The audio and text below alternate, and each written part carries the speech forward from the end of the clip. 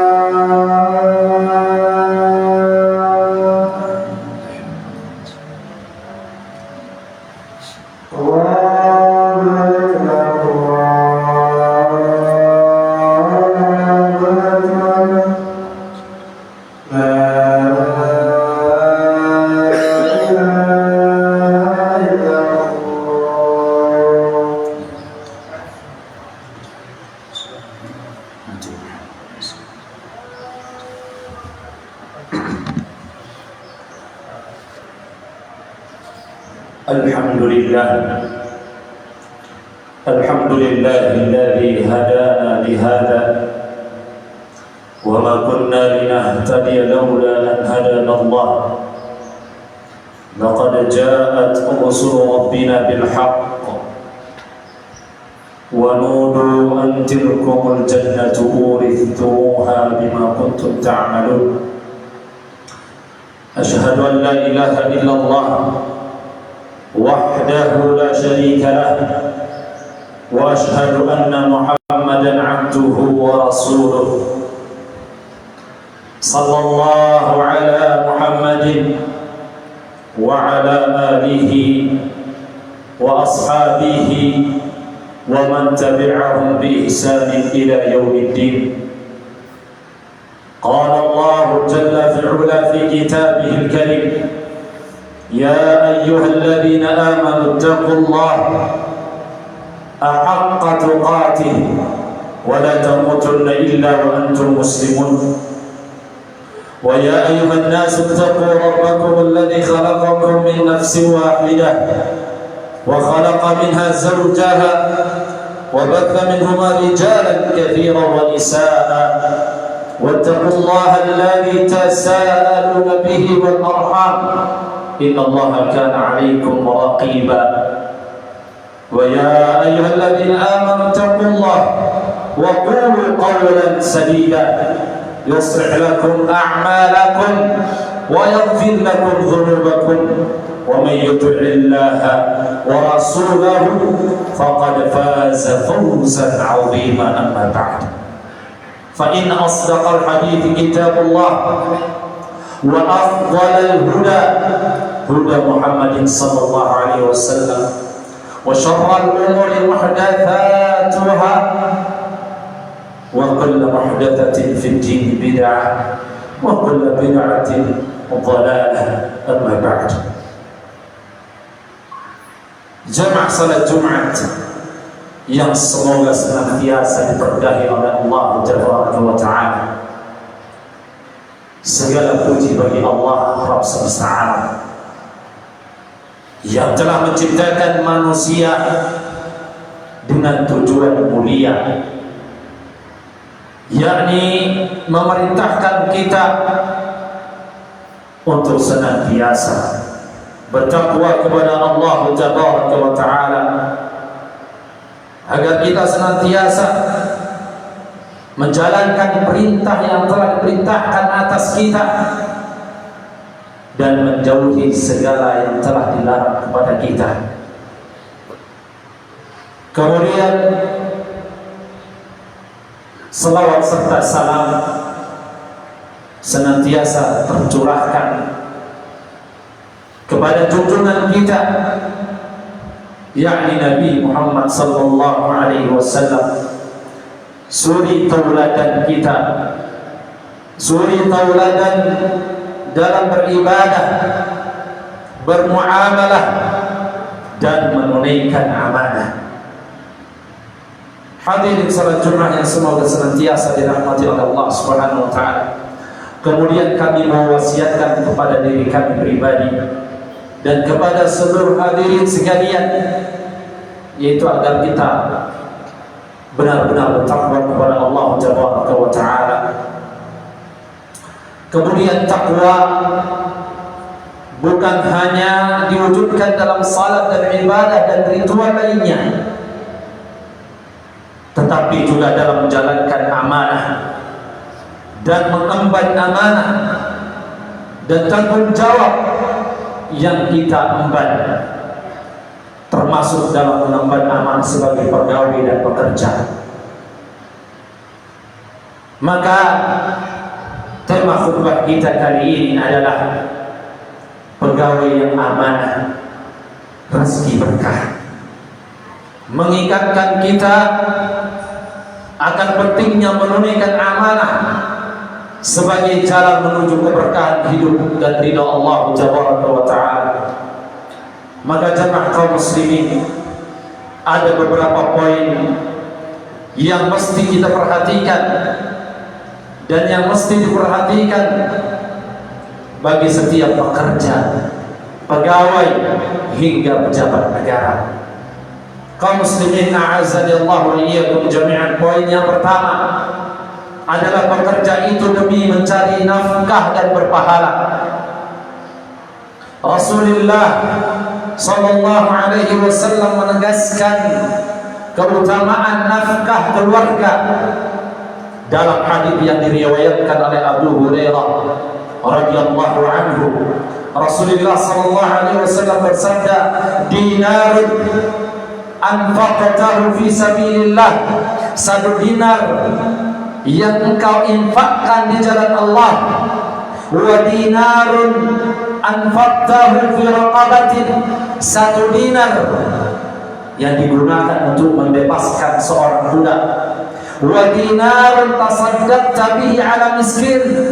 Dan satu dinar yang diberikan kepada orang miskin, wa dinarun anfaqtahu ala ahlik a'dhamuha ajran alladhi anfaqtahu ala ahlika. Tetap yang paling besar pahalanya adalah satu dinar yang kamu belanjakan untuk memenuhi kebutuhan keluarga. Maka kaum muslimin azanillahu wa iyyakum jami'an, hal ini menunjukkan bahwa mencari nafkah bukan hanya tugas, melainkan juga ibadah yang mendekatkan kita kepada Allah Tabaraka wa Ta'ala. Bekerja itu berpahala jika diniatkan karena ibadah, bukan hanya sudah jadi kebiasaan saja. Kemudian poin yang kedua, kaum muslimin, bekerja sebagai bentuk ihsan atau sebagai bentuk berbuat baik kepada keluarga. Nafkah yang diberikan dengan ikhlas yang terbaik terhadap keluarganya, atau nafkah yang diberikan dengan ikhlas, juga merupakan bentuk ihsan, kebaikan kepada keluarga. Dari Aisyah radhiyallahu anha, Rasulullah sallallahu alaihi wasallam bersabda, khairukum li ahli wa ana khairukum li ahli. Kata Nabi sallallahu alaihi wasallam, yang terbaik di antara kalian adalah yang terbaik kepada keluarganya. Wa ana khairukum li ahli, kata Nabi sallallahu alaihi wasallam, dan aku adalah yang terbaik terhadap keluargaku. Kaum muslimin, hadis ini menunjukkan bahwa perhatian kepada keluarga adalah ciri utama seorang muslim yang baik. Kemudian poin yang ketiga, kaum muslimin, bekerja itu dengan menunaikan amanah dengan baik, menjalankan pekerjaan dengan amanah, menjalankan pekerjaan dengan sungguh-sungguh adalah penunaian amanah. Allah memerintahkan kita untuk menunaikan amanah kepada yang berhak. Allah Subhanahu wa taala berfirman dalam surah An-Nisa, Allah mengatakan, innallaha ya'murukum an tu'addul amanati ila ahliha. Sesungguhnya Allah Subhanahu wa taala memerintahkan kepada kalian untuk menunaikan amanah kepada yang berhak. Kemudian diriwayatkan dari Abu Hurairah radhiyallahu anhu, Nabi sallallahu alaihi wasallam bersabda, "Addil amanah ila man i'tamanak wa la takhun man khanak." Kata Nabi sallallahu alaihi wasallam, tunaikanlah amanah pada orang yang memberikan amanah kepadamu, dan janganlah mengkhianati orang yang mengkhianatimu. Kaum muslimin, a'azzallahu wa iyyakum jami'an, bagi yang menjadi bendahara, memegang amanah, lantas ia bertanggung jawab dengan baik, jika uangnya digunakan dalam jalan kebaikan, ia juga mendapatkan pahala sedekah. Sebagaimana diriwayatkan dari Abu Musa Al-Asy'ari radhiyallahu anhu, Rasulullah sallallahu alaihi wasallam bersabda, al-khazinul muslimul aminul ladzi yunfidu wa rubbama qala yurfi ma umira bihi kamilan muwaffaran tayyibu bihi nafsuhu fayadfa'uhu ila alladhi umira lahu bihi ahadul mutasaddiqain.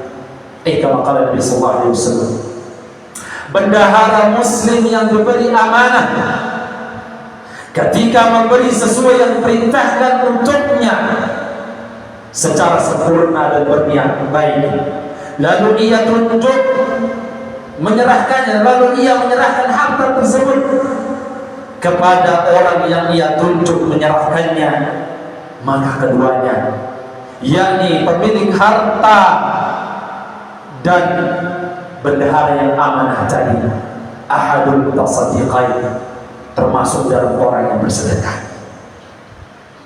Kaum muslimin azza wa iyyakum jami'an. Kemudian poin yang keempat, hindari malas bekerja yang nanti merugikan keluarga. Dari Abdullah ibn Amr radhiyallahu anhu, ia berkata bahwa Rasulullah sallallahu alaihi wasallam bersabda, kafa bil mar'i ithman ay yudayyi'a ma yaqut.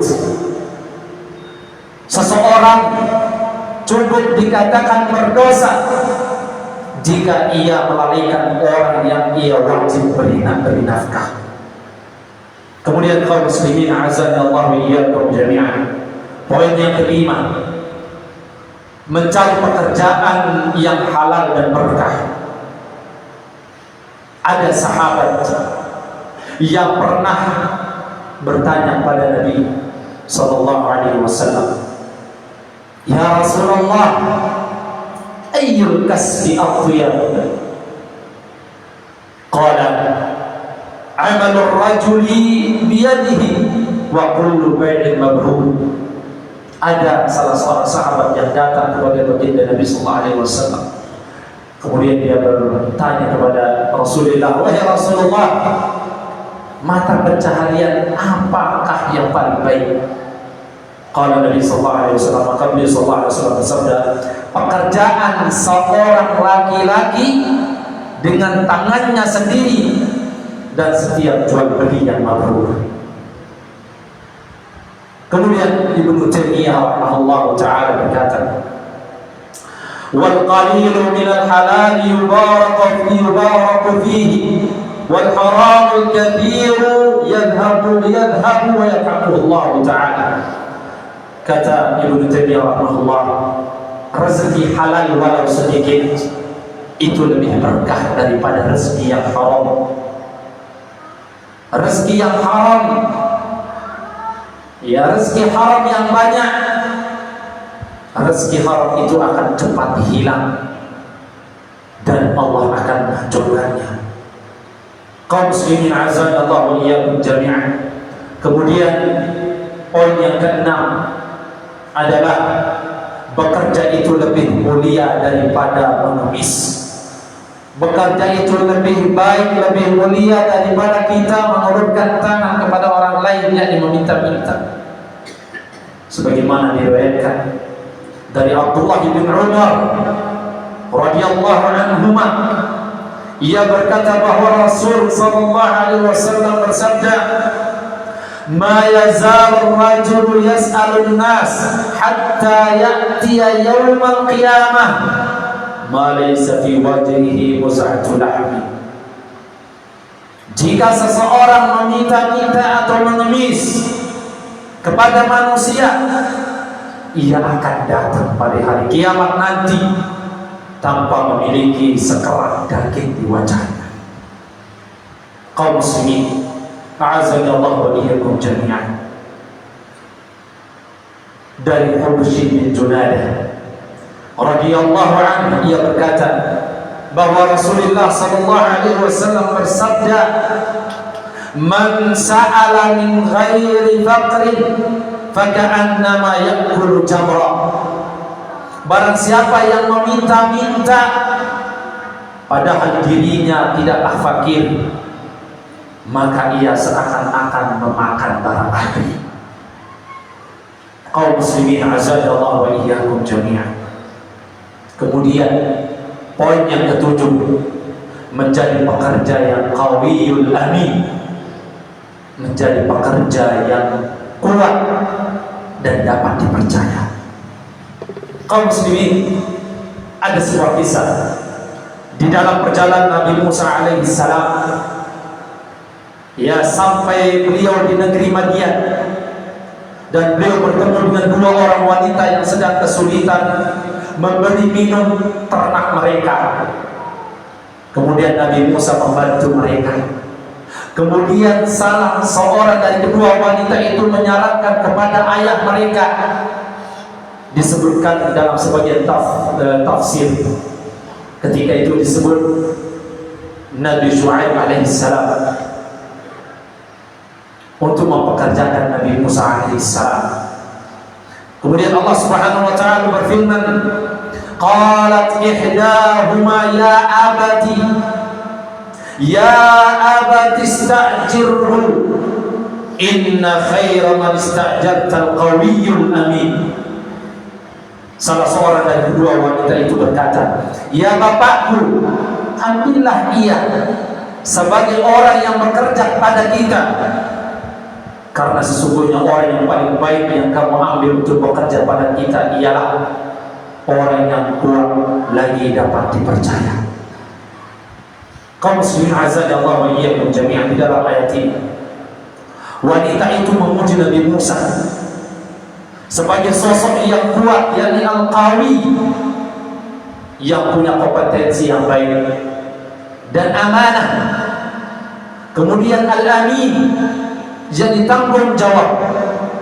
Dua sifat yang ia lihat ketika Nabi Musa membantu mereka memberi minum ternak. Kisah ini mengandung pelajaran tentang pentingnya sifat kekuatan dan kejujuran dalam menjalankan tugas atau amanah. Kemudian kaum muslimin, contoh nyata di berbagai profesi adalah yang pertama adalah guru. Guru menguasai materi yang diajarkan dan tidak menyepelekan tugas mendidik murid dengan teladan yang baik.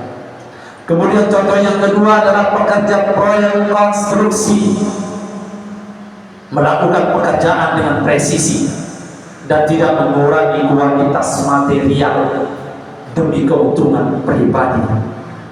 Kemudian contoh yang terakhir adalah aparatur negara, memberikan pelayanan publik dengan profesional dan tidak menerima suap dari masyarakat. Kemudian kaum muslimin azza wa iyyakum jami'an, poin yang terakhir adalah pegawai dan pejabat negara dilarang menerima hadiah yang berkedok suap.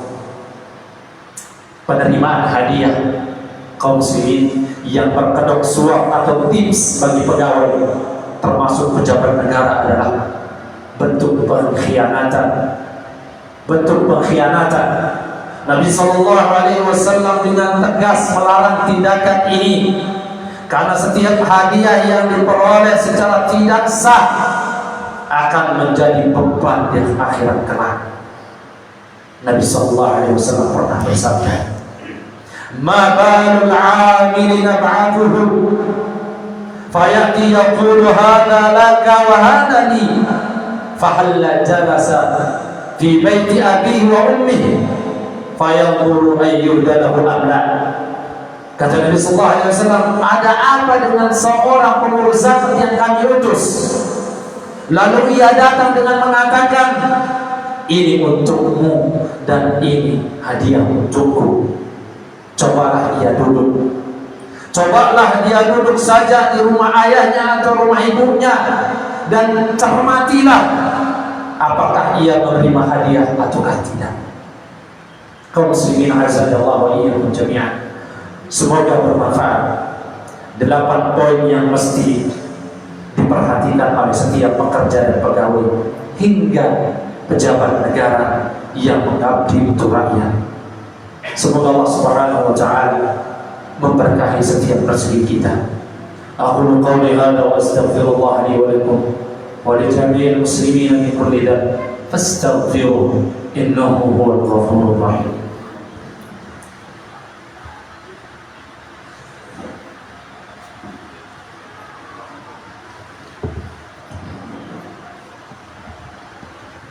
Alhamdulillah wa kafa wa usalli wa usallim ala Muhammadin Mustafa wa ala alihi wa ashabihi ahli al-wafa.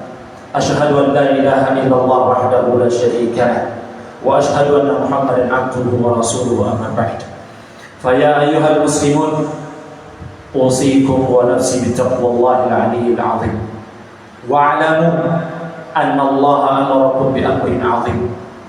أمركم بالصلاة والسلام على نبيه الكريم، فقال تعالى: إن الله وملائكته يصلون على النبي يا أيها الذين آمنوا صلوا عليه وسلموا تسليما.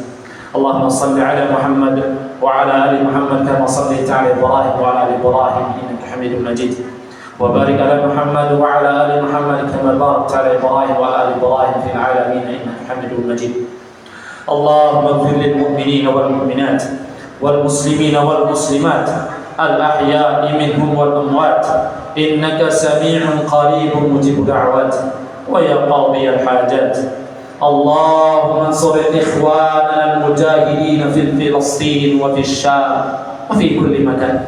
اللهم انصر إخواننا المسلمين في فلسطين وفي الشام وفي كل مكان. اللهم اكفنا بحلالك عن حرامك وأغننا بفضلك عمن سواك.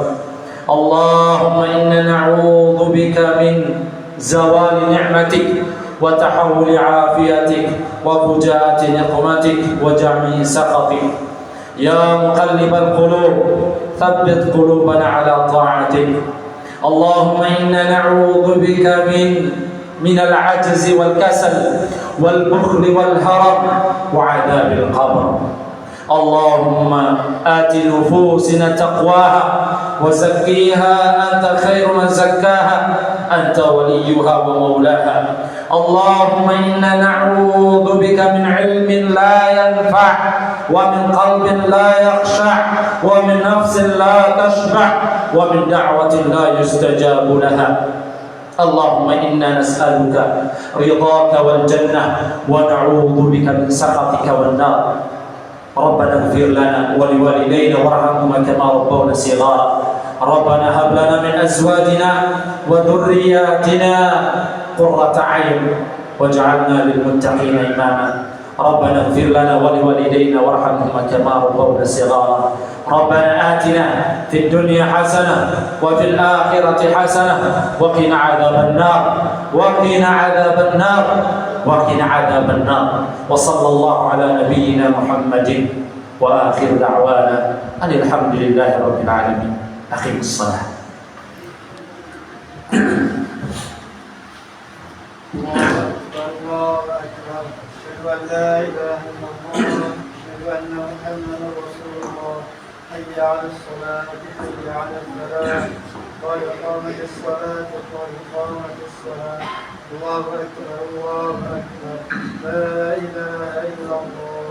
صفوفكم lurus diarahkan wahadu dengan manaqib maka disejajarkan atau dikatakan untuk didapat karena lurus dan rapat besar bagian dari kesempurnaan salat.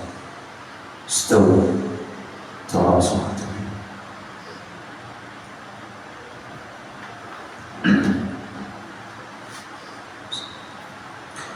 Allahu Akbar.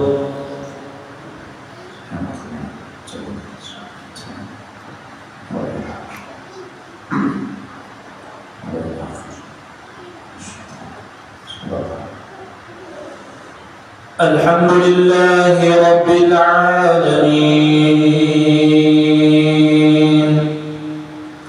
Ar-Rahmanir Rahim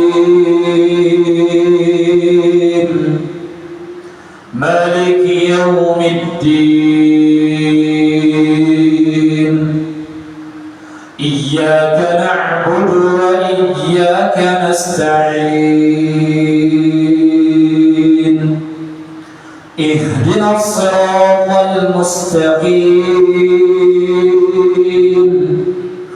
صراط الذين أنعمت عليهم غير المغضوب عليهم ولا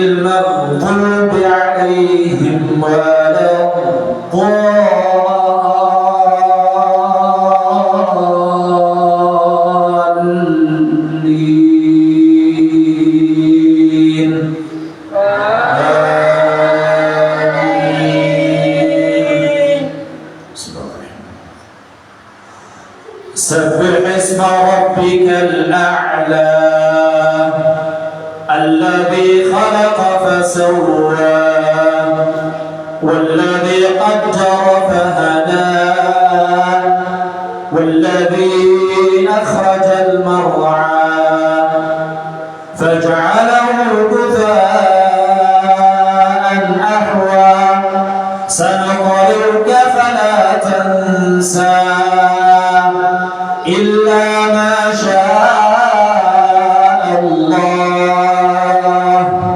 إنه يعلم الجهر وما يخفى ونيسرك لليسرى فذكر إن نفعت الذكرى سيذكر من يخشى ويتجنبها الأشقى الذي يصلى النار الكبرى ثم لا يموت فيها ولا يحيا قد أفلح من تزكى وذكر اسم ربه فصلى بل تؤثرون الحياة الدنيا والآخرة خير وأبقى إن هذا لفي الصحف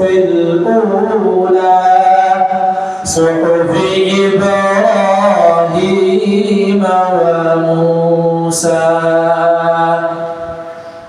الله أكبر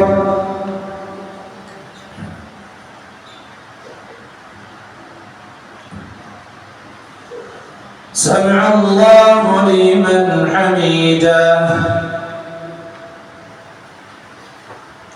الله أكبر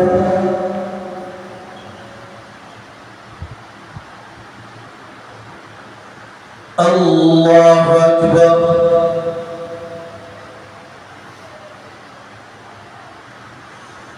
الله أكبر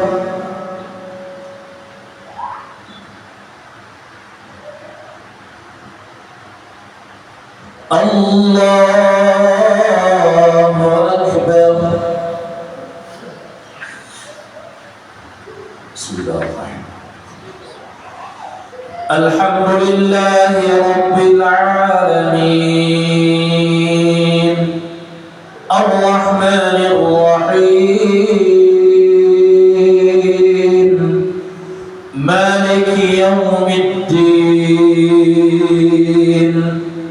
إياك نعبد وإياك نستعين اهدنا الصراط المستقيم صراط الذين أنعمت عليهم غير المغضوب عليهم ولا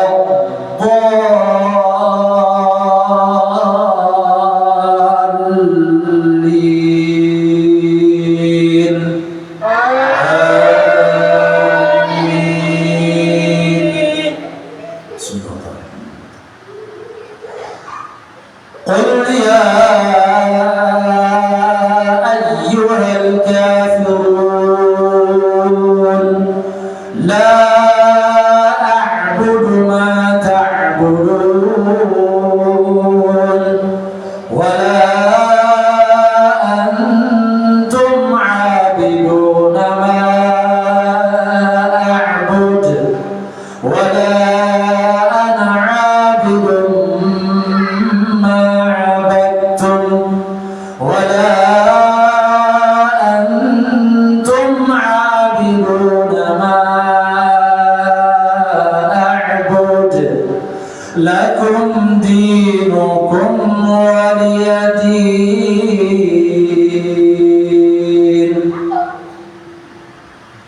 الله أكبر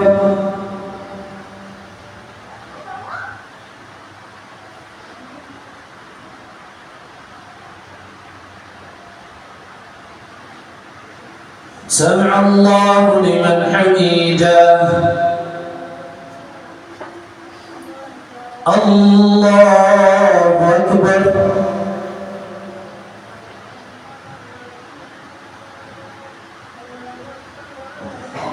الله أكبر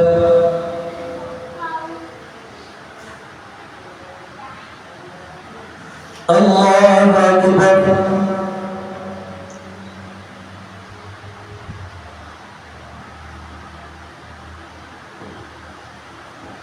الله أكبر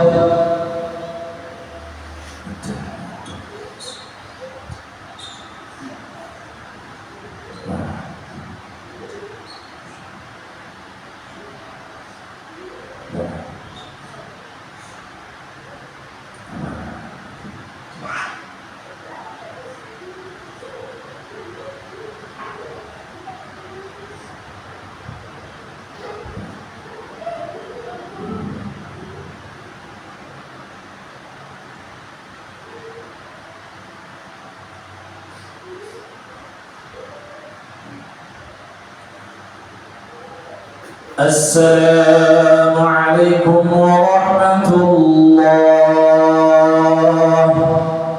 السلام عليكم ورحمة الله.